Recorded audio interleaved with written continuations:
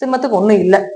அடுத்தது சுக்கிரன். சுக்கிரன் தான் வந்து உங்களுக்கு 3 மற்றும் 10ஆம் அதிபதி. நீசமாகிறார் 9ஆம் தேதிக்கு மேல பாத்துட்டீங்கன்னா நீசமாகிறார். அப்போ 9ஆம் தேதிக்குள்ளேயே உங்க வேலை சார்ந்தது, தொழில் சார்ந்தது, இதெல்லாம் ஒரு பிளானிங் பண்ணணும் அப்படின்னா 9ஆம் தேதிக்கு முன்னாடியே வச்சுக்கோங்க.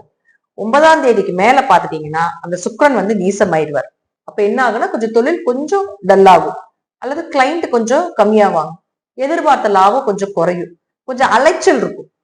அதே போல இந்த டைம்ல சகோதரர்களை மத்தவங்களை யாரையும் நம்பாம இருக்கிறது நல்லது. கொஞ்சம் ஹார்ட் எஃபர்ட் போடணும், முயற்சிகள் கொஞ்சம் தடைப்படும். ஆனா ஒரு முறைக்கு பல முறை நீங்க ஹார்ட் எஃபர்ட் போட்டு நீங்க பண்ணினீங்கன்னா நிச்சயமாக வெற்றி உண்டு. நமக்கு நடக்க மாட்டேங்குன்னு விட்டுட்டு போயிடக்கூடாது. ஏன்னா சனி அஷ்டம சனியாக பார்க்கும். சனி பகவானுக்கு முழுக்க முழுக்க முழுக்க கடின உழைப்ப போட்டீங்கன்னா தான் பிடிக்கும். ஆனா அந்த கடின உழைப்பு போடுறது கூட ஒரு விடமாட்டார். தடையை கொடுப்பாரு, தாமதத்தை கொடுப்பாரு, மனசு வெக்ஸ் ஆயிரும், இப்படிதான் நடக்காது அப்படிங்கிறது எல்லாத்தையுமே கொடுப்பாரு. ஆனா நீங்க விடாமுயற்சியோட இறைவன் மேல